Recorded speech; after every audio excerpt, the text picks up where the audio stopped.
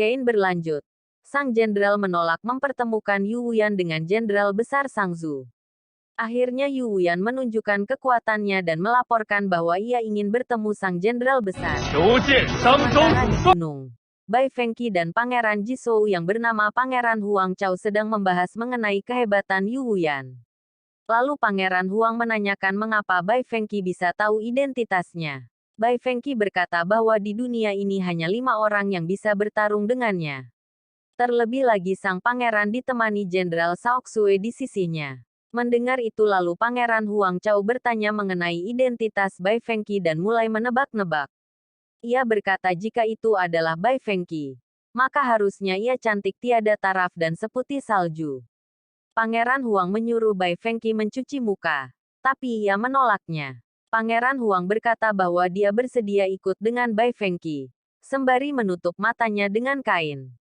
Lalu sang pangeran berjanji akan mengubah gunung yang tandus ini menjadi danau yang jernih, agar Bai Fengqi bisa mencuci mukanya di sana. Bai Fengqi pun menyetujuinya dan akhirnya mereka pun pergi untuk makan. Kembali ke medan perang, Jenderal Besar Fan Siji dari Sangzu datang menemui Yu Wuyan. Lalu ia menanyakan kenapa Yu Wuyan mencarinya. Yu Wuyan melakukan negosiasi dengan Jenderal Besar. Ia berkata jika perang ini berlanjut, maka Sangzu tidak akan mendapatkan keuntungan. Karena 6 prefektur lain yang mengincar plat Yuanji akan diam-diam menyerang Sangzu. Yu Wuyan juga menawarkan kerjasama bisnis. Jika sang jenderal besar bersedia mundur, maka Wuyan akan membujuk wali kota untuk membebaskan pajak Sangzu mulai sekarang. Sang jenderal akhirnya setuju dan mundur ke barak untuk melaporkannya pada sang raja. Sementara di pinggir sungai, Bai Fengqi dan Han Pu sedang makan dan membungkus sisanya. Dari kejauhan sang pangeran melihat Bai Fengqi sambil tertawa kecil. Bai Fengqi kemudian mendekatinya dan memberikannya plat Yuanji. Ia berkata bahwa plat itu palsu, tapi akan lebih baik jika Pangeran Huang mengeceknya sendiri. Ketika Bai Fengqi pergi, Pangeran Huang membuka bungkusan dari Bai Fengqi dan isinya pisau milik Yingzu. Mereka baru menyadari bahwa itu adalah Bai Fengqi. Sambil melihat kepergian Bai Fengqi, Pangeran Huang Chao mulai mengaguminya. Awalnya mereka berniat kembali ke Jizu. Namun sang pangeran ingin agar mereka melanjutkan perjalanan ke Sekte Tianshuang. Ia ingin membantu Bai Fengqi, karena Bai Fengqi sudah sangat baik padanya. Skein beralih di barak Sangzu. Jenderal Fan Siji menemui Kasim Raja untuk menginformasikan bahwa mereka telah berdamai dengan kota Luo. Kasim menganggap apa yang dilakukan Fan Siji merupakan tindakan menentang raja. Kemudian menangkapnya dan memerintahkan prajurit memenggal kepalanya. Sang Kasim Raja membawa pasukan perang Sang dan bersiap memulai peperangan. Melihat hal tersebut, Yu Wuyan menyadari bahwa ada orang lain yang mengendalikan pasukan besar Sang. Yu Wuyan pun akhirnya bersiap untuk berperang. Genderang perang mulai berbunyi.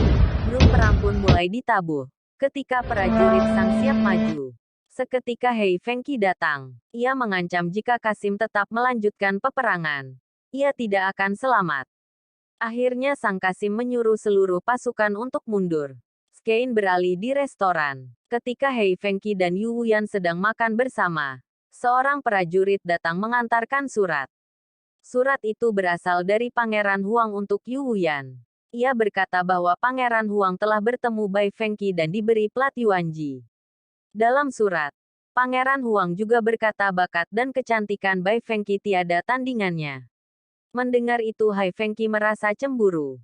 Skein beralih di jalan. Bai Fengqi didatangi segerombolan orang yang mencari plat Yuanji. Bai Fengqi mengatakan bahwa plat Yuanji tidak ada di tangannya. Ia telah memberikannya pada Pangeran Huang. Mereka tidak mau percaya hingga Pangeran Huang datang membela Bai Fengqi. Melihat itu para prajurit pun pergi.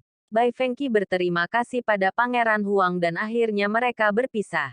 Hingga datanglah 2 murid seperguruan menjemput Bai Fengqi. Ketika Bai Fengqi sampai ke Sekte Tianshuang, ia menemui sang guru. Di sana ia bercerita tentang perjalanannya selama ini. Ia juga menceritakan tentang Sekte Duandun yang sangat misterius dan kuat. Bai Fengqi juga menceritakan tentang sapu tangan bergambar kiong-kiong dan juksu. Sang Sifu merasa sangat kaget. Karena dua hewan mitos ini pernah ada di masa lalu dan kini muncul kembali. Tidak ada yang tahu dari mana sekte ini berasal dan mereka sangat pandai dalam strategi tempur. Mereka adalah sekte yang telah bersembunyi selama beratus-ratus tahun dan muncul kembali menjadi sekte Duanhun. Sementara di jalan, kita diperlihatkan dengan pangeran ketiga Yongzu, bernama Feng Ju yang sedang melakukan perjalanan.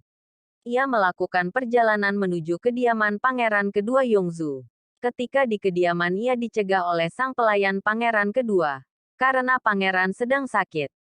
Lalu datang pangeran pertama yang juga ingin menemui pangeran kedua.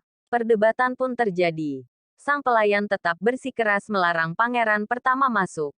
Itu membuatnya marah dan mencambuk sang pelayan hingga pingsan. Melihat itu kepala militer yang Zu masuk dan melerainya. Skein beralih ketika di jalan. Pangeran ketiga Yongzu membawa sang ayah dan para tabib menuju kediaman pangeran kedua. Tujuannya untuk mengungkap keadaan pangeran kedua yang sedang sakit. Di jalan, pasukan kereta kuda pangeran ketiga bersimpangan dengan